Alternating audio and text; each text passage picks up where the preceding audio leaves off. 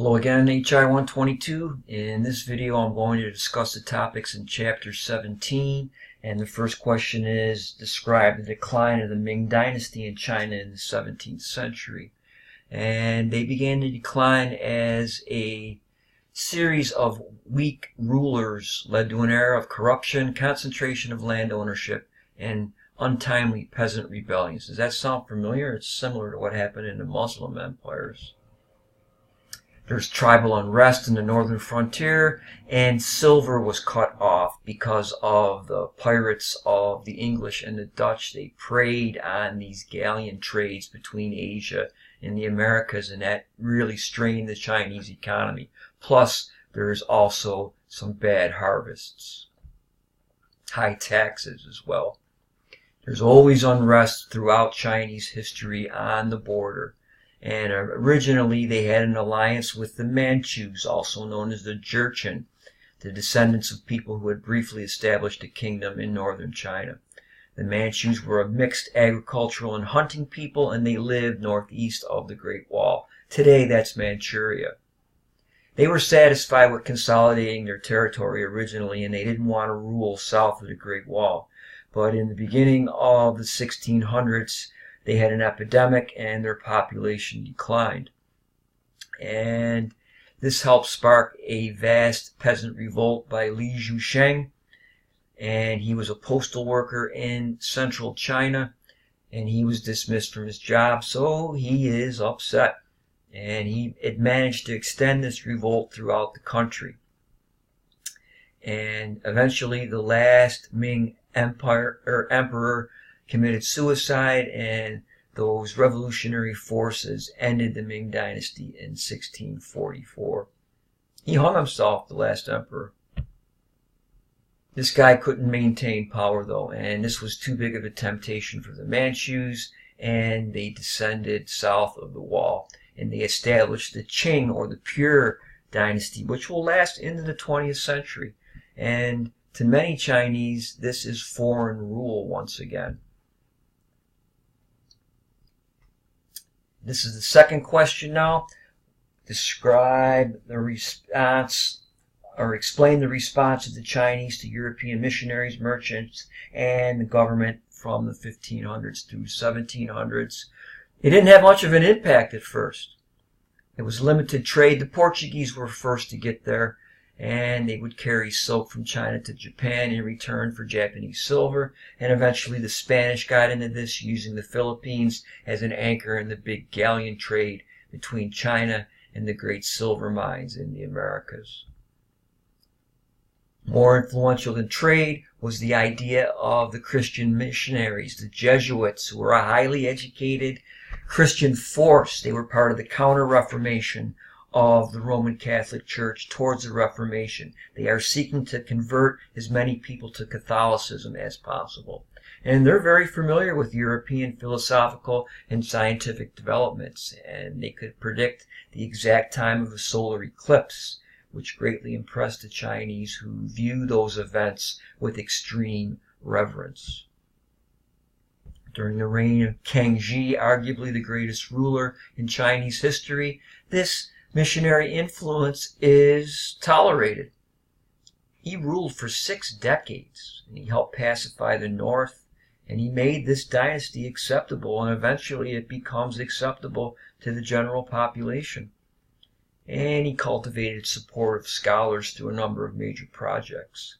The Dominicans and Franciscans, as well as other Christian missionaries, would be influential. And here's a map of China during the 1600s, and you see the wall up here, and the Manchus descended and defeated forces and took the country over.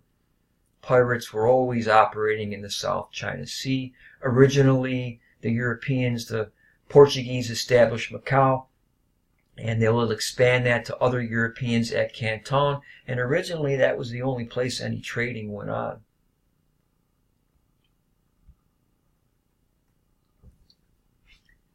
During Kangxi's reign, several Jesuit missionaries became influential at the court, and they helped convert almost 300,000 Chinese to Christianity. but it was undermined by squabbling amongst Western religious orders over the policy of accommodating local beliefs and practices in order to facilitate conversion. And that's what would go on in Central America at another time and place.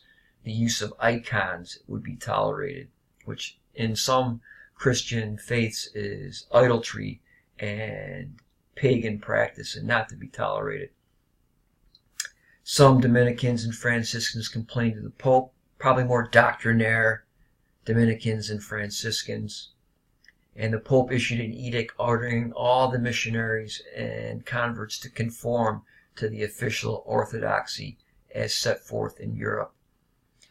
At first, Kang Xi attempted to resolve the problem by appealing directly to the Vatican, but the Pope wouldn't compromise, and it's cut off a little bit here. After Kang Xi's death, his successor began to suppress the activities of the missionaries throughout China.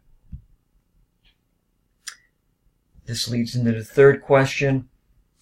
What did the Japanese respond to European missionaries, merchants, and governments from the 15 through 1700s? And this is a beautiful map of Tokugawa, Japan. You got the four main islands of Kyushu, Shikoku, Honshu, and Hokkaido in the north.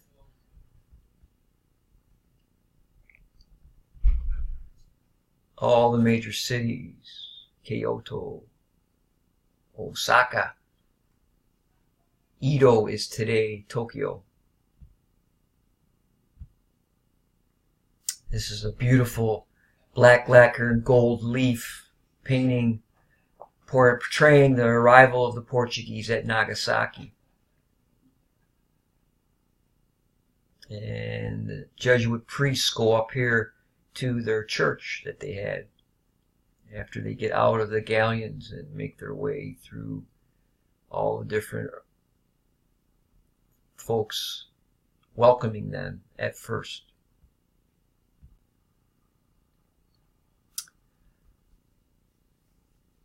This is coinciding with the unification of Japan. Francis Xavier was one of the most famous Jesuit missionaries in Japan, and he was very impressed with the Japanese people. They're fascinated with European inventions like clocks and spectacles. Oda Nobunaga and Toyotomi Hideyoshi found firearms very useful in defeating their enemies, which also facilitated unification of the islands. And it's cut off a bit at the bottom here. Local lords emulated the building of castles on a European style, and many of them still exist in Japan today. Eventually, though, the Christians are expelled also because this is the land of the gods, and the foreigners destroyed many of these shrines because they're pagan to the Christian faith, and you can't have this. And the Jesuits were ordered to leave. Hideyoshi, however, distinguished missionary from trading activities, which went on for a time, but eventually Dutch ships are only permitted to dock at Nagasaki once a year. And the Japanese are not free to engage in foreign trade. And that leads into the last question then. The seeds of capitalism then are born because this is an isolated time. The Tokugawa period, Japan is a heavily isolated country. They're only dealing with outsiders once a year. And because of that, commerce and manufacturing begin during the 16 and 1700s. Trade and industry was stimulated, and the standard of living rose for a long time. And they had many technological advances in agriculture, usually probably irrigation techniques that they got from the Chinese. And the Japanese are very, very effective of using every inch of space for farming. Banking flourished. Paper money became the normal medium of exchange in commercial transactions. And guilds were formed to control market conditions. They did some tax collection, the government. And a merchant class developed. This is different from China, where they frown on these so-called parasites of the people. In Japan, the merchant class begins to play a significant role in the life of the Japanese nation. And that's the beginning of the development of the Japanese bourgeoisie. And this is when the beginning of a proto-capitalism develops during Tokugawa.